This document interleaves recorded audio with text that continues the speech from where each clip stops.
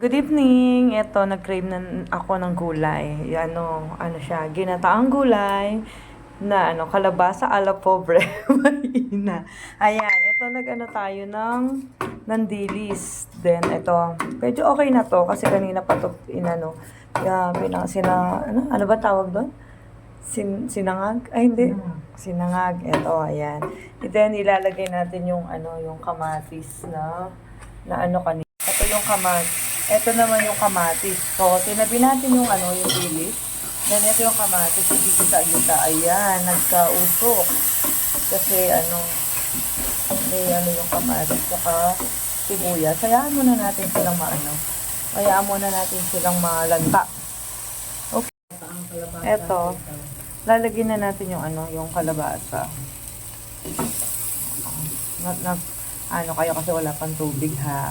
Wala mo ng tubig, hayaan muna natin siyang lumabas yung sarili niyang natural water. Sasabay na natin din yung sitaw.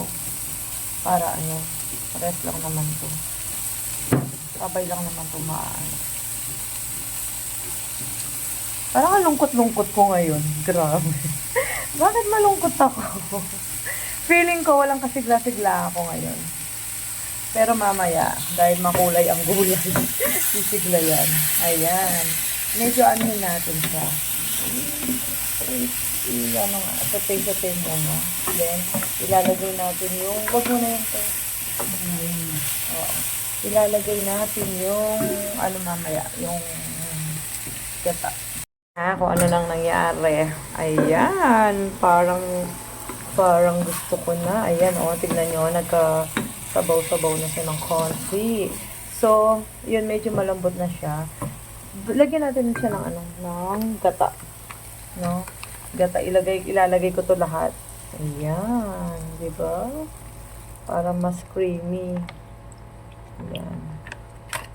Di ba? Ayan, di ba? Ang ganda. Ito, check na naman natin. Ayan, sobrang creamy na yung ating ginataang gulay.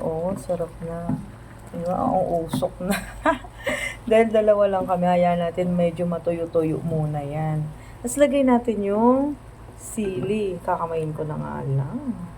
Ito yung sili. Tignan nyo, Ang sarap niya. Alam mo ba yun, yung parang magmamantika yung gata mo. Masarap yun. Kasi tapos yung mga dilis. Medyo nadurog-durog na. So, nahalo na yung lasa niya dyan sa ating nilutong creamy gatang gulay. Eto na guys, tapos na ang ating ginataang gulay na a la pobre with by Ina. Thank you so much.